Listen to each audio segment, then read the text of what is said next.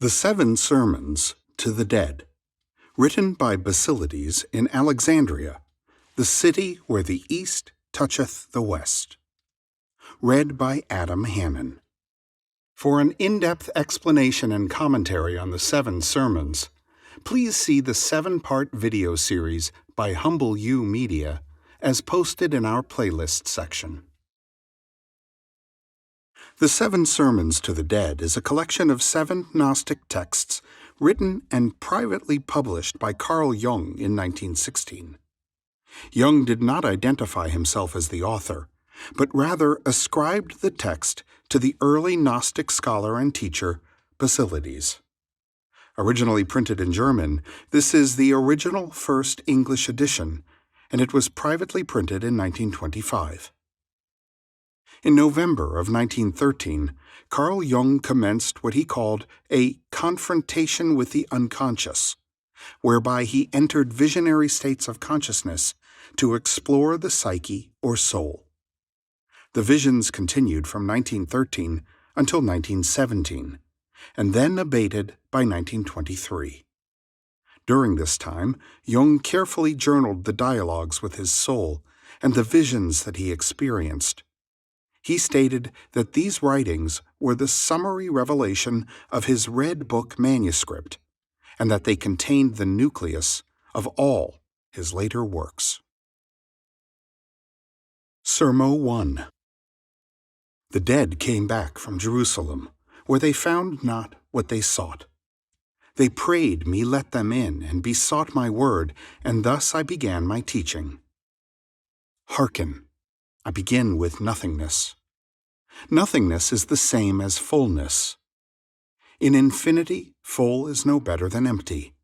Nothingness is both empty and full. As well might ye say anything else of nothingness, as, for instance, white is it, or black, or again, it is not, or it is. A thing that is infinite and eternal hath no qualities, since it hath all qualities. This nothingness or fullness we name the pleroma. Therein both thinking and being cease, since the eternal and infinite possess no qualities. In it no being is, for he then would be distinct from the pleroma and would possess qualities which would distinguish him as something distinct from the pleroma. In the pleroma there is nothing and everything. It is quite fruitless to think about the pleroma, for this would mean self-dissolution. Creatura is not in the pleroma, but in itself. The pleroma is both beginning and end of created beings. It pervadeth them, as the light of the sun everywhere pervadeth the air. Although the pleroma pervadeth altogether, yet hath created being no share thereof, just as a wholly transparent body becometh neither light nor dark, through the light which pervadeth it. We are, however, the pleroma itself, for we are a part of the eternal and infinite. But we have no share thereof, as we are from the pleroma infinitely removed, not spiritually or temporally, but essentially, since we are distinguished from the pleroma in our essence as creatura, which is confined within time and space. Yet, because we are parts of the pleroma is also in us. Even in the smallest point is the pleroma endless, eternal, and entire, since small and great are qualities which are contained in it. It is that nothingness which is everywhere whole and continuous. Only figuratively, therefore, do I speak of created being as a part of the pleroma, because actually the pleroma is nowhere divided, since it is nothingness. We are also the whole pleroma, because figuratively the pleroma is the smallest point, assumed only, not existing, in us, and the boundless firmament about us. But wherefore, then, do we speak of the pleroma at all, since it is thus everything and nothing? I speak of it to make a beginning somewhere, and also to free you from the delusion that somewhere, either without or within, there standeth something fixed, or in some way established, from the beginning. Every so-called fixed and certain thing is only relative.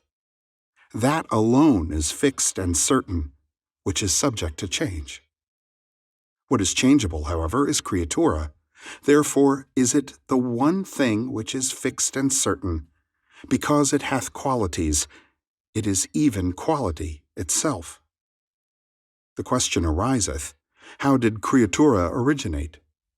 Created beings came to pass, not creatura, since created being is the very quality of the pleroma as much as non-creation, which is the eternal death. In all times and places is creation, in all times and places is death. The pleroma hath all, distinctiveness and non-distinctiveness. Distinctiveness is creatura. It is distinct. Distinctiveness is its essence, and therefore it distinguisheth. Therefore man discriminateth, because his nature is distinctiveness. Wherefore also he distinguisheth qualities of the pleroma which are not. He distinguisheth them out of his own nature. Therefore must he speak of qualities of the pleroma which are not. What use, say ye, to speak of it?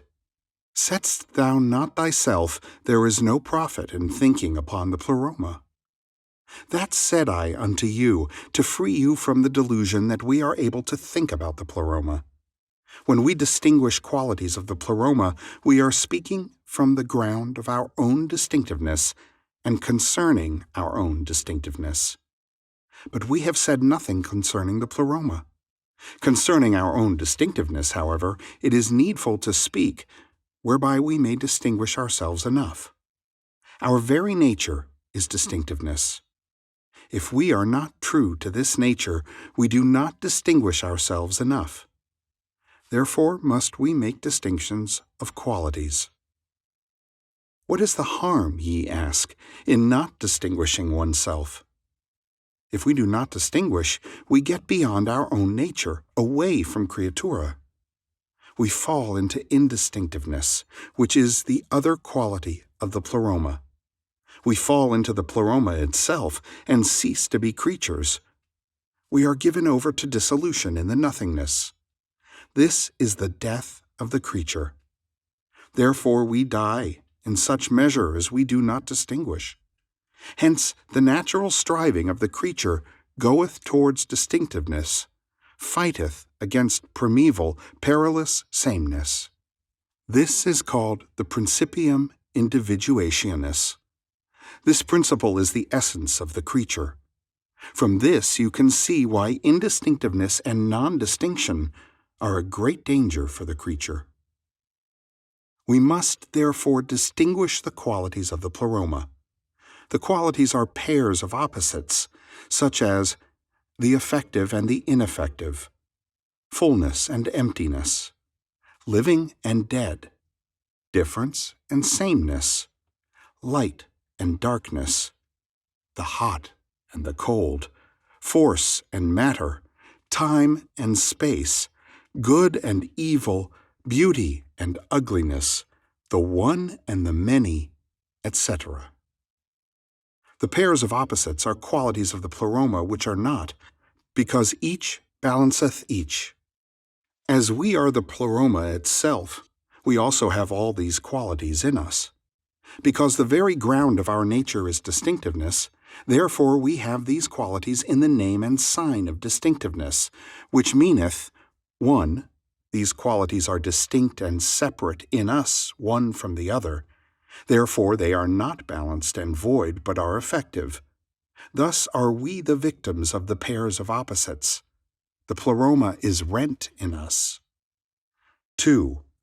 The qualities belong to the pleroma, and only in the name and sign of distinctiveness can and must we possess or live them.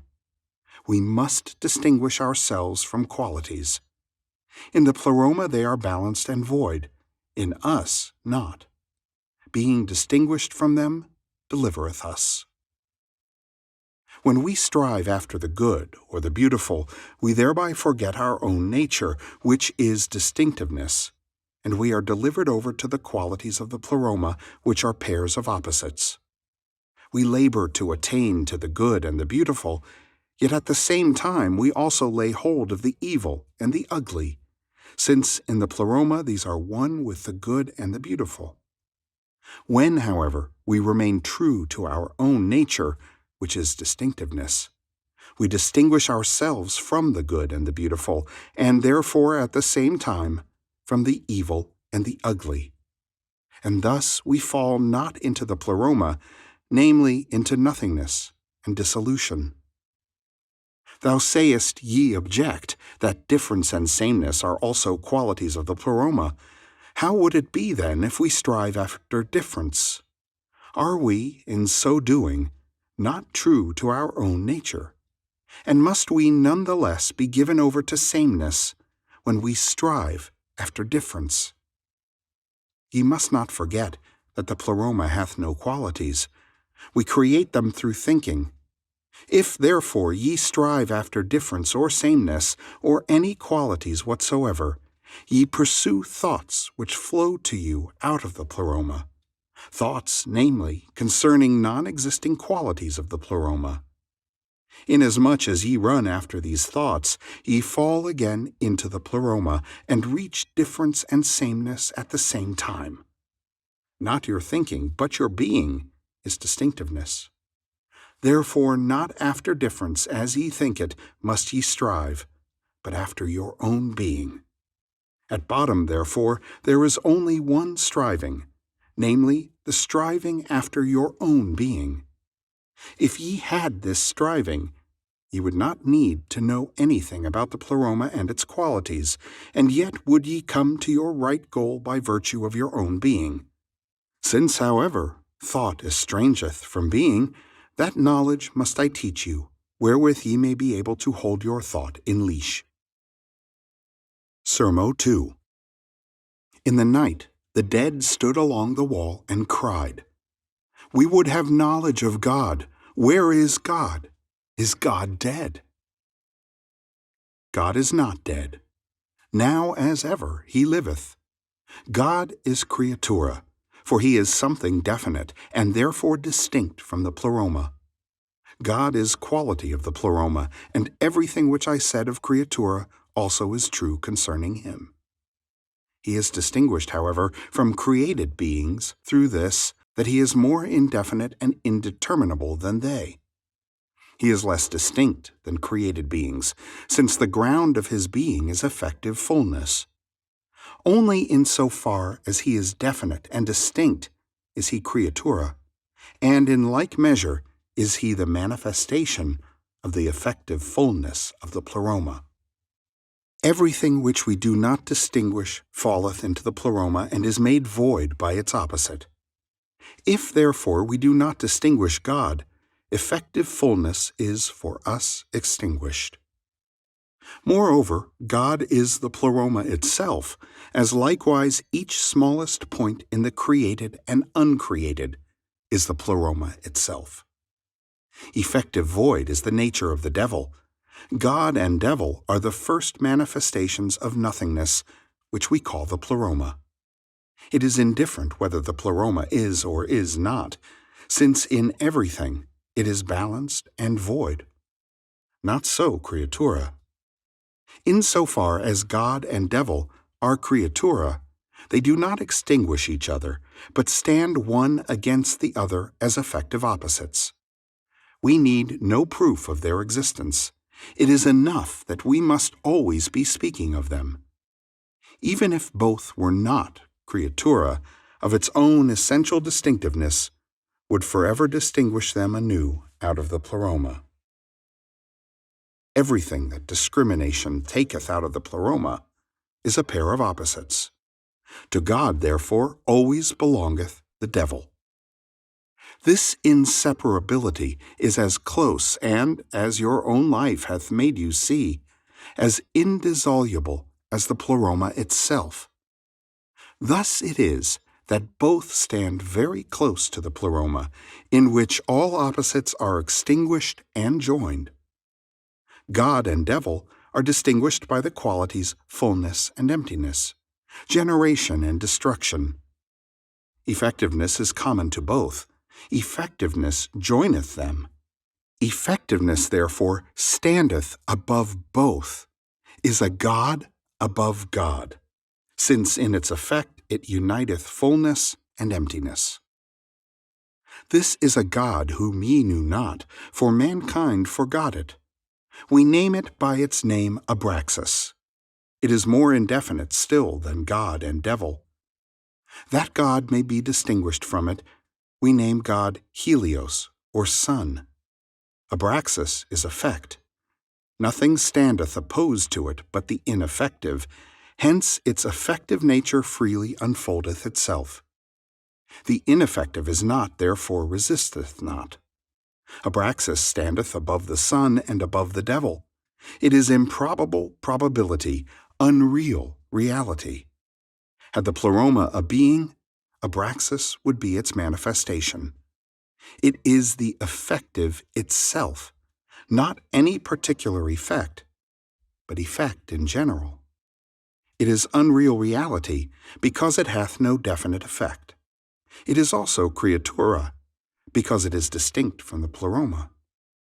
The sun hath a definite effect, and so hath the devil. Wherefore do they appear to us more effective than indefinite Abraxas?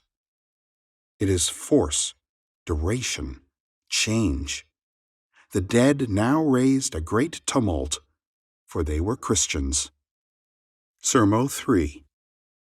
Like mists arising from a marsh, the dead came near and cried, "Speak further unto us concerning the supreme God." Hard to know is the deity of Abraxas. Its power is the greatest, because man perceiveth it not. From the sun he draweth the summum bonum, from the devil the infimum malum, but from Abraxas life, altogether indefinite, the mother of good and evil. Smaller and weaker life seemeth to be than the summum bonum. Wherefore is it also hard to conceive that Abraxas transcendeth even the sun in power, who is himself the radiant source of all the force of life. Abraxas is the sun, and at the same time the eternally sucking gorge of the void, the belittling and dismembering devil.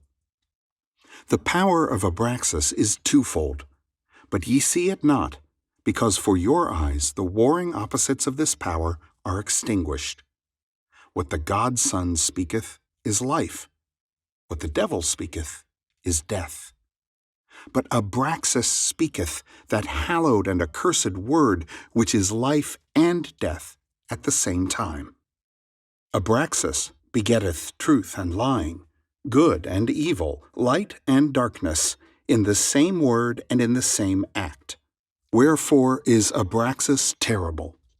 It is splendid as the lion in the instant he striketh down his victim.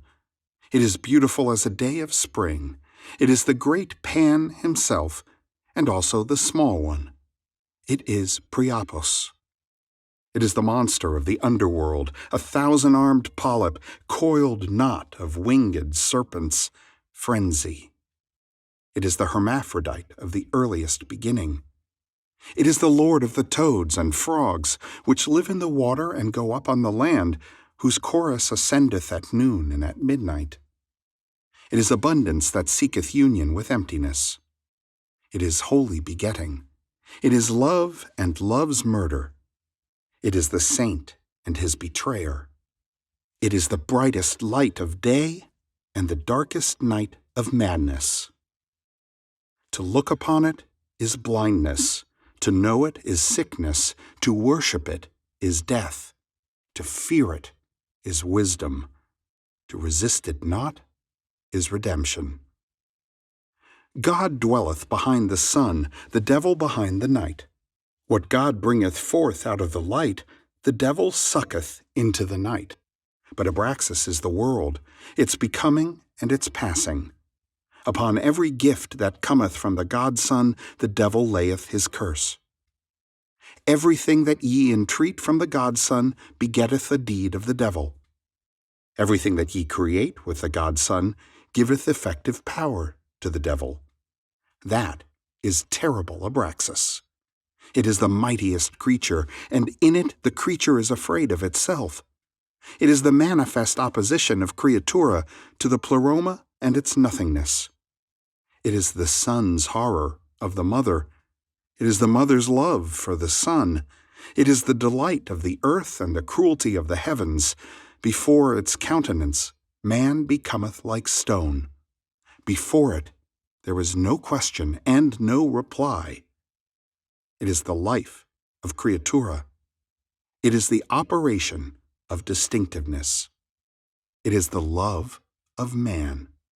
It is the speech of man.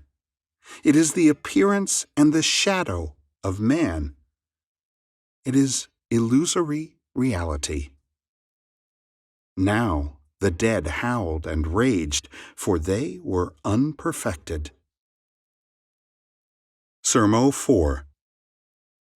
The dead filled the place murmuring, and said, "Tell us of gods and devils, accursed one." The godson is the highest good, the devil is the opposite. Thus have ye two gods. But there are many high and good things and many great evils. Among these are two god-devils. The one is the burning one, the other the growing one. The burning one is Eros, who hath the form of flame. Flame giveth light because it consumeth. The growing one is the tree of life. It buddeth, as in growing it heapeth up living stuff. Eros flameth up and dieth, but the tree of life groweth with slow and constant increase through unmeasured time. Good and evil are united in the flame. Good and evil are united in the increase of the tree. In their divinity stand life and love opposed. Innumerable as the host of the stars is the number of gods and devils. Each star is a god, and each space that a star filleth is a devil.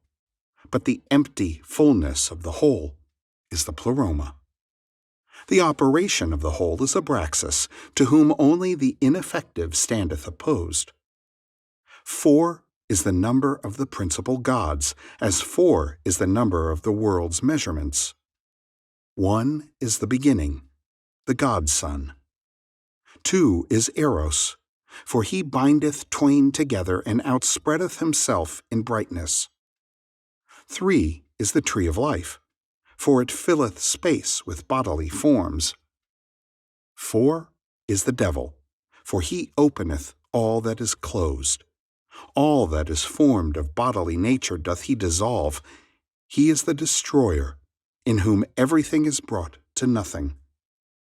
For me, to whom knowledge hath been given of the multiplicity and diversity of the gods, it is well. But woe unto you who replace these incompatible many by a single God.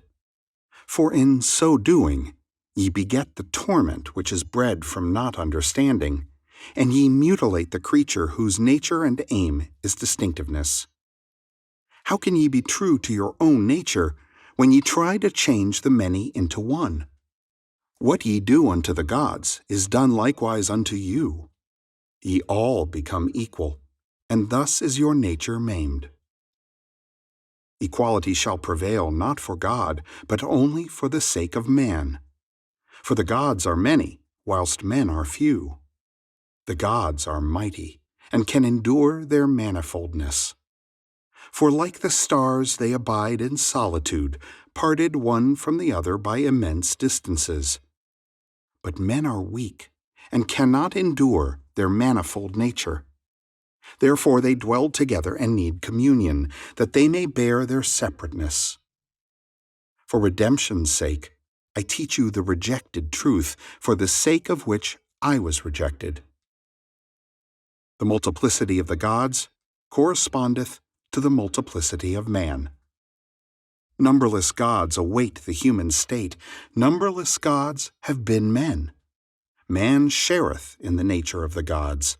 He cometh from the gods and goeth unto God. Thus, just as it serveth not to reflect upon the pleroma, it availeth not to worship the multiplicity of the gods. Least of all availeth it to worship the first God, the effective abundance, and the summum bonum.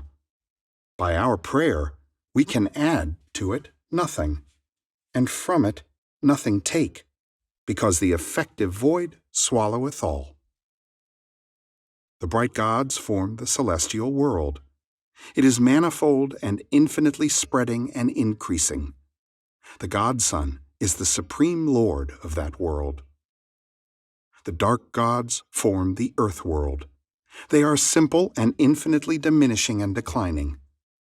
The devil is the earth world's lowest lord, the moon spirit, satellite of the earth, smaller, colder, and more dead than the earth. There is no difference between the might of the celestial gods and those of the earth.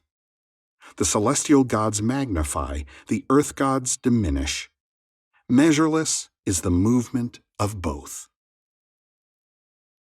Sermo 5. The dead mocked and cried, "Teach us, fool, of the Church and Holy Communion." The world of the gods is made manifest in spirituality and in sexuality. The celestial ones appear in spirituality, the earthly in sexuality. Spirituality conceiveth and embraceth. It is womanlike, and therefore we call it Mater Coelestis, the celestial mother. Sexuality engendereth and createth. It is manlike, and therefore we call it Phallus, the earthly father. The sexuality of man is more of the earth, the sexuality of woman is more of the spirit. The spirituality of man is more of heaven, it goeth to the greater. The spirituality of woman is more of the earth, it goeth to the smaller. Lying and devilish is the spirituality of the man which goeth to the smaller. Lying and devilish is the spirituality of the woman which goeth to the greater. Each must go to its own place. Man and woman become devils one to the other when they divide not their spiritual ways, for the nature of creatura is distinctiveness. The sexuality of man hath an earthward course, the sexuality of woman a spiritual. Man and woman become devils one to the other if they distinguish not their sexuality. Man shall know of the smaller, woman the greater. Man shall distinguish himself both from spirituality and from sexuality. He shall call spirituality mother, and set her between heaven and earth. He shall call sexuality phallus, and set him between himself and earth. For the mother and the phallus are superhuman daemons which reveal the world of the gods. They are for us more effective than the gods, because they are closely akin to our own nature. Should ye not distinguish yourselves from sexuality and from spirituality, and not regard them as of a nature both above you and beyond, then are ye delivered over to them as qualities of the Pleroma. Spirituality and sexuality are not your qualities, not things which ye possess and contain, but they possess and contain you, for they are powerful daemons, manifestations of the gods, and are, therefore, things which reach beyond you, existing in themselves. No man hath a spirituality unto himself, or a sexuality unto himself, but he standeth under the law of spirituality and of sexuality. No man therefore escapeth these daemons. Ye shall look upon them as daemons, and as a common task and danger, a common burden which life hath laid upon you. Thus is life for you also a common task and danger, as are the gods, and first of all, terrible Abraxas. Man is weak, therefore is communion indispensable. If your communion be not under the sign of the mother, then is it under the sign of the phallus. No communion is suffering and sickness. Communion in everything is dismemberment and dissolution. Distinctiveness leadeth to singleness. Singleness is opposed to communion, But because of man's weakness over against the gods and daemons and their invincible law, is communion needful. Therefore shall there be as much communion as is needful, not for man's sake, but because of the gods. The gods force you to communion. As much as they force you, so much is communion needed, more is evil. In communion let every man submit to others, that communion be maintained, for ye need it. In singleness, the one man shall be superior to the others, that every man may come to himself and avoid slavery. In communion, there shall be continence. In singleness, there shall be prodigality. Communion is depth. Singleness is height. Right measure in communion purifieth and preserveth. Right measure in singleness purifieth and increaseth. Communion giveth us warmth. Singleness giveth us light. Sermo 6. The daemon of sexuality approacheth our soul as a serpent. It is half human and appeareth as thought desire. The daemon of spirituality descendeth into our soul as the white bird. It is half human and appeareth as desire thought. The serpent is an earthy soul, half demonic, a spirit and akin to the spirits of the dead. Thus too, like these, she swarmeth around in the things of earth, making us either to fear them or pricking us with intemperate desires. The serpent hath a nature like unto woman. She seeketh ever the company of the dead, who are held by the spell of the earth, they who found not the way beyond that leadeth to singleness. The serpent is a whore. She wantoneth with the devil and with evil spirits, a mischievous tyrant and tormentor, ever seducing to evilest company. The white bird is a half-celestial soul of man. He bideth with the mother, from time to time descending. The bird hath a nature like unto man, and is effective thought. He is chaste and solitary, a messenger of the mother. He flieth high above earth. He commandeth singleness. He bringeth knowledge from the distant ones, who went before and are perfected. He beareth our word above to the mother. She intercedeth, she warneth, but against the gods she hath no power. She is a vessel of the sun. The serpent goeth below, and with her cunning she lameth the phallic daemon, or else goadeth him on. She yieldeth up the too crafty thoughts of the earthy one, those thoughts which creep through every hole and cleave to all things with desirousness. The serpent doubtless willeth it not, yet she must be of use to us. She fleeth our grasp, thus showing us the way, which with our human wits we could not find.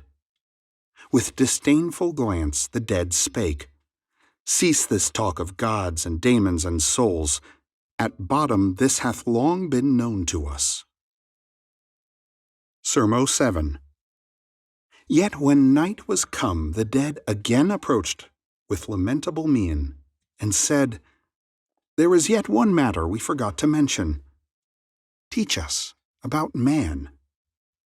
Man is a gateway, through which from the outer world of gods, daemons, and souls ye pass into the inner world, out of the greater into the smaller world. Small and transitory is man. Already is he behind you, and once again ye find yourselves in endless space, in the smaller or innermost infinity. At immeasurable distance standeth one single star in the zenith. This is the one God of this one man. This is his world, his pleroma, his divinity. In this world is man Abraxas, the creator and the destroyer of his own world. This star is the God and the goal of man. This is his one guiding God. In him goeth man to his rest. Toward him goeth the long journey of the soul after death. In him shineth forth as light all that man bringeth back from the greater world. To this one God man shall pray. Prayer increaseth the light of the star. It casteth a bridge over death. It prepareth life for the smaller world, and assuageth the hopeless desires of the greater. When the greater world waxeth cold, burneth the star. Between man and his one God there standeth nothing, so long as man can turn away his eyes from the flaming spectacle of Abraxas. Man here, God there. Weakness and nothingness here, there eternally creative power.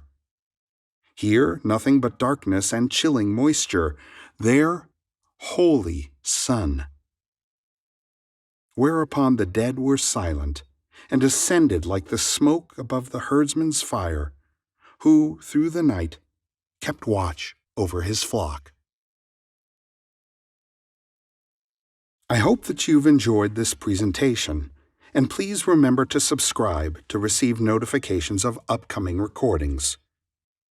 This recording is a production of Master Key Society for the purpose of research, study, and discussion. The views and opinions expressed in this book belong to the author and may not always reflect those of Master Key Society or its affiliates. This recording is a production of the Master Key Society. The video and audio is copyright 2023, Master Key Society.